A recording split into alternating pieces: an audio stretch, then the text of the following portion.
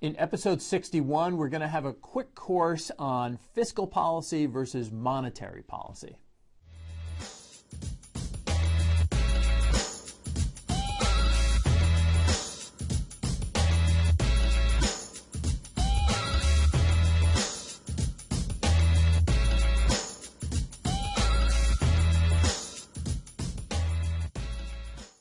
Welcome to the Mullooly Asset Show. I'm your host, Tom Mullooly, and this is episode number 61.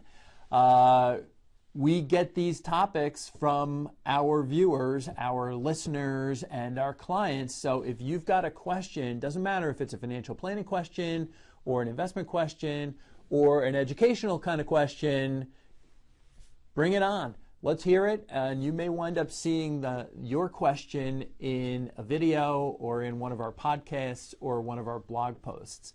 So, Tim, what are we going to be covering today? What's the difference between fiscal policy and monetary policy? Okay, this is a great topic. People throw these titles around, these terms. I don't think they truly understand what they mean, the difference between fiscal and monetary policy. So, monetary policy is put in place by the Federal Reserve. Fiscal policy is put together by our friends in Washington, D.C. So the first thing we need to know is when the Federal Reserve was created in 1913, it was given a couple of goals. So the first goal is that it needs to make sure that the economy has some kind of sustainable growth. And the second goal is full employment. Later on, they were tasked with another goal, and that was to make sure that the economy has stable prices, that we don't have runaway inflation or deflation. So we need to know what the goals of the Fed are first so we can talk about monetary policy. So the way that they monitor to make sure that they have sustainable growth is by watching GDP, which is gross domestic product. That's how they measure the rate of growth from quarter to quarter and year over year. The second thing that they need to keep an eye on is the rate of employment. And the way they manage that is they track non-farm payroll. We get the unemployment figures and non-farm payroll reports on the first Friday of every month at 8:30 in the morning. So the third goal that they have, which is to make sure that the economy has stable prices and doesn't have runaway inflation, they monitor CPI, which is the Consumer Price Index. That's a measure of inflation. Now, their inflation measures don't always match up with our inflation numbers. We can say, hey, we're going to the supermarket and we're finding out the cost of everything is going up, but the Fed says we don't see any indications of long-term inflation going on in the economy. They may be temporary blips. So how does the Fed, they can either do one of two things. They're either going to stimulate monetary policy or they're going to restrict monetary policy. So how do they stimulate policy? So the first thing I want you to think about is when the Fed's doing something, it's kind of like if you were buying or selling in your own investment account. When you buy, say, a bond, what actually happens in the account? You're getting a bond and you're putting it in your account. What goes out of your account? Money. The money goes somewhere else. So when the Fed wants to stimulate the economy, they're going to buy bonds from off the street and they're going to push cash into the banks, into the brokerage firms, into the economy to help stimulate things. Okay? They can also lower short-term interest rates, which is the amount that banks get charged to borrow money. So the Fed has a couple of tools at their disposal to stimulate monetary policy.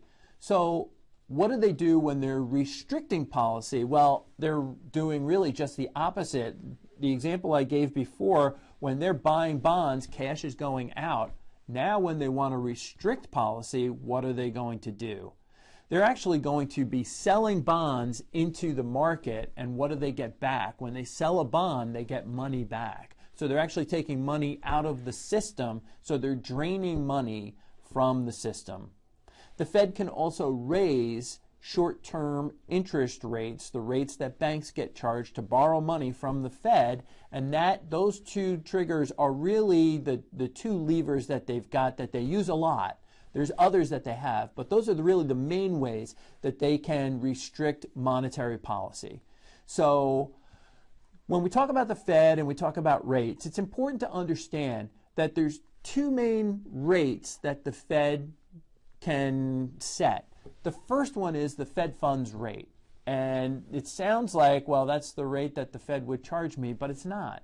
The Fed funds rate is actually the rate that banks charge each other to make sure that their reserve level at the Federal Reserve stays the same. So if my bank is going to borrow, I've got a deficiency and I'm going to borrow from Tim's bank, I'm going to pay Tim's bank a rate of interest, an overnight rate, so my reserves can stay where they're supposed to be at the Fed. So there's the Fed funds rate.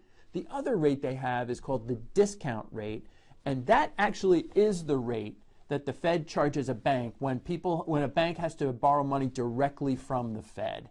So the Fed, when they're changing their rates, they can charge the discount rate, or they can charge, meaning change, raise or lower the Fed funds rate. So they can change either or both of those tools.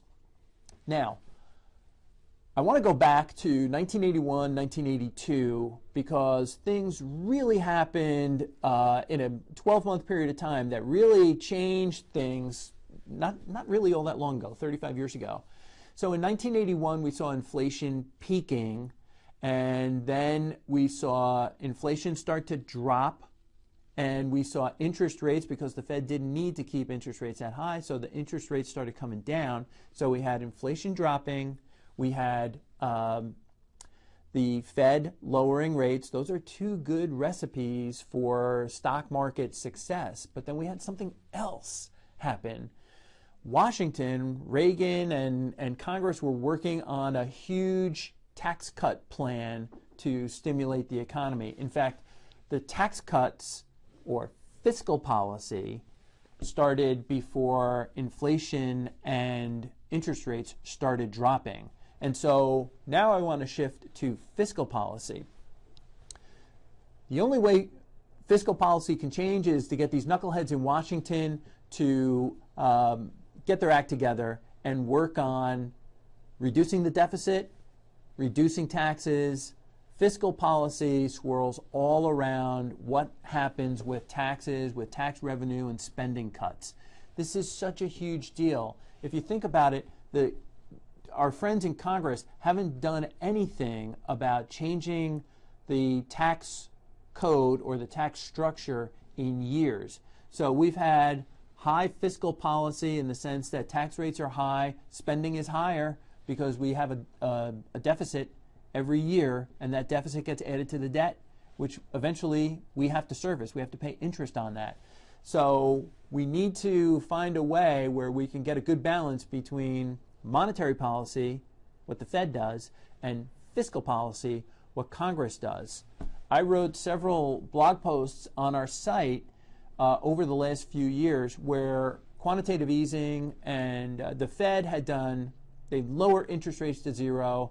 They then did quantitative easing. We got to a point where there was really nothing else that the Fed could do to help stimulate the economy. We needed Congress at some point to get their act together and start working on fiscal policy, some kind of fiscal solution that's going to help stimulate growth in the economy.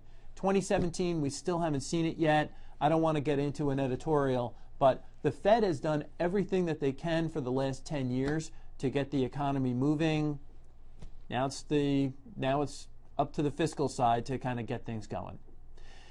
Hate to end it on a downer, but that's the difference between fiscal policy and monetary policy. Thanks for watching episode 61, and we look forward to seeing you on the next one. Thanks.